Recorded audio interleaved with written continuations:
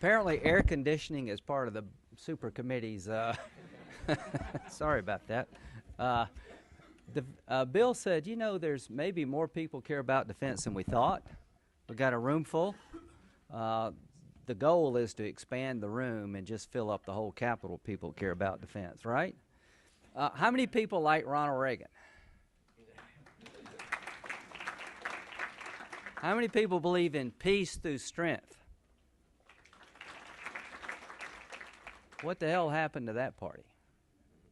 This budget deal, this is a philosophical shift that I'll have no part of. I like our leadership. John Kyle is a wonderful guy. We've got 3 problems to solve quickly: high unemployment, a mountain of debt, and defeating radical Islam. When it comes to funding the federal government, what's the #1 priority? Wake up. It's not that hard. The Department of Defense, right? Isn't that the #1 mission of the federal government? So my view of this debt ceiling debate is that the Republican Party agreed to a $600 billion defense cut as part of a trigger if we couldn't control domestic spending, which is a philosophical shift of the Reagan Party that we need to push back against. Not only is $400 billion going to be tough, that is more than enough. Kelly Ayotte will speak behind me here, and she will talk about how we spend money on defense in terms of GDP, and you're going to be surprised in terms of GDP spending where we're at as a nation. Having said that, can you reform the Pentagon? How many people believe we can? I do. I mean, how do we buy weapons? The more it costs, the longer it takes, the more you make is silly. So we need procurement reform, cost sharing by contractors, fixed price contracts rather than cost plus contracts.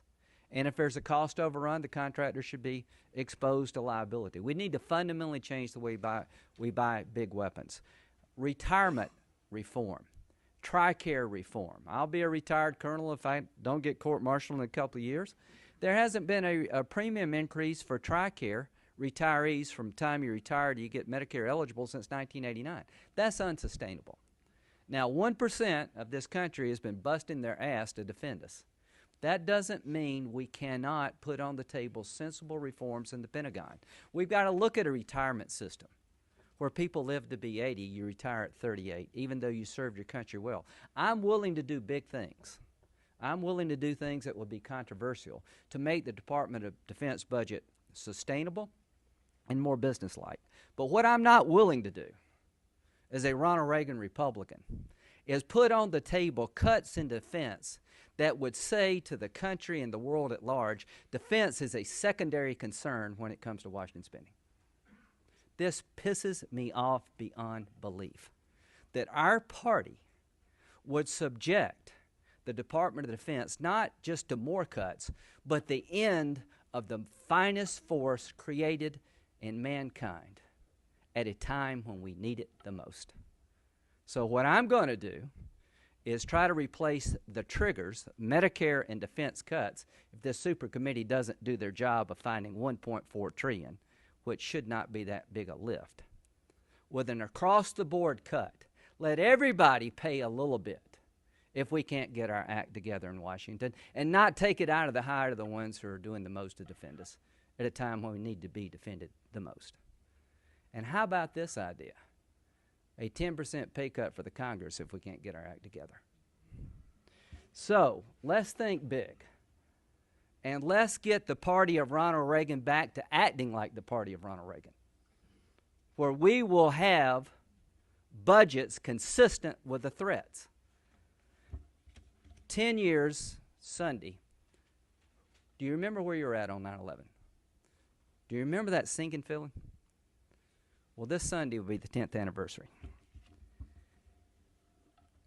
Let's inventory what we've done. It's been a lousy 10 years for Al-Qaeda. The people of Iraq said no in Anbar province, and it spread like wildfire throughout the whole country. And when we had enough force in place to allow people to make that bold decision to tell al-Qaeda to go to hell, they did. And when we didn't have enough force in effect, and they were unsure of what we were going to do, they did what you would do. They sat on the sidelines. The good news for this country is that the Iraqi and Afghan people have rejected extremism when presented a choice. The Afghan people in large numbers have had it with the Taliban. The question they have and the region has, will we leave in a fashion that they cannot sustain the effort to defeat extremism? The President's decision of withdrawing all surge forces next September has shortened the second fighting season and put General Allen in a bind at a time when we were making great military progress. So if you're listening, Mr. President, you've got a chance to correct that problem, because it's pervasive in the region that we're going to leave Afghanistan and people are hedging their bets. The strategic partnership agreement that's being negotiated between the United States and the Afghan government is the last card to play. And here's what I would urge the administration to do. Enter into a strategic partnership agreement with the Afghan people on the political, economic front that will have a robust economic political presence past 2014 to reassure the Afghan people that we're not going to leave them, we're going to be their partner.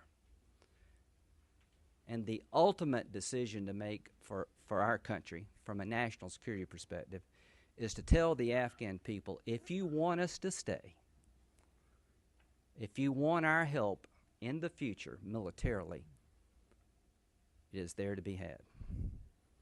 It is my hope that we will let the Taliban know their history, that we will have a strategic partnership agreement with the Afghan government that will keep in place past 2014 American air bases jointly held with Afghan security forces that have American air power that can go to the fight and permanently end any hope the Taliban have of reemerging. We'll have special forces units on those bases that can go out at night and whack these guys. If we were able to do that, we could have past 2014 a training, intel presence, special forces presence, air power presence, less than we have in South Korea today. And it would be a tremendously stabilizing impact on the region. The Iranians would know that the Taliban are not going to come back. The Pakistanis would know, and maybe they would change their behavior. So I love Alan West. He rejects Fortress America. But I have a little different view of what we should do going forward. We should be engaged, not just militarily, but in all forms. We have an opening for the first time in 6,000 years to bring democracy to Egypt. Take advantage of it. It's a small window. So what is the strategy going forward post 9/11? The military-civilian partnership we formed over the last decade is working in an incredible fashion. Even though we're broke, it would be a strategic blunder to break it apart. Foreign assistance is not a very popular thing to talk about. It's 0.5% of our federal budget. Can it be reformed? You better believe it. No more blank check to dictators. No more money that goes into the hands of the few at the expense of the many. Money going to the people. But let me tell you, ladies and gentlemen, that the biggest nightmare for the Taliban is not just an American Marine partnered up with the Afghan security force, but a schoolhouse where a young girl can go and be able to have a future and reject their ideology. We have this extremist movement on the run. Let's close the deal. And as far as the eye can see, I want my nation to embrace the fact that we're the leader of the free world.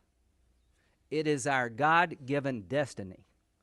And when we reject that role, evil has a foothold that it would never achieve otherwise. So do I want perpetual war? No. I want perpetual freedom. I don't want an existence on this planet. I want an experience that we can pass on to the rest of the world that makes life worth living. And that means you got to fight. That means you got to be smart about how you fight. So, ladies and gentlemen, nobody wants these wars to go on a minute longer than they have to, including me. But the goal is to win. And winning is possible. Look what's happened in Iraq and Afghanistan. People are now experiencing a way of life that was not available to them because of our help. But for those who say we're broke and we can't be everywhere all the time, you're right. We just need to be where we're going to be in a smart fashion. So my recommendation to the people of South Carolina who are war-weary is that isn't it better to help people fight these bastards in their backyard than us having to do it by ourselves all the time? Isn't it better for us to provide capacity to the people who have the will to reject extremism than having to be Fortress America every few years going out and striking and coming home? This is our destiny. So as we remember the 10th anniversary of 9/11, let's pledge to ourselves never to let that happen again. And there's two models that we're going to have to embrace. Killing bin Laden was a statement to the terrorists that no passage of time, no place on the planet will allow you safe haven. To President Obama, well done. You made a hard call by going in on the ground. I congratulate you. That makes us safer by letting those who want to take bin Laden's place know the consequences that follow. But that has limited ability to make us safe. The ultimate security for the United States is when we can have partnerships with people who would say no to the extremists if they could and live in peace with us. That is costlier, it is more labor intensive, it is deadlier, but the payoff is enormous. So I'm going to close with this thought. Who could have imagined on September the 12th, 2001, that within a decade, women would be insisting on driving in Saudi Arabia? That Gaddafi is in a hole somewhere, that Saddam Hussein is dead.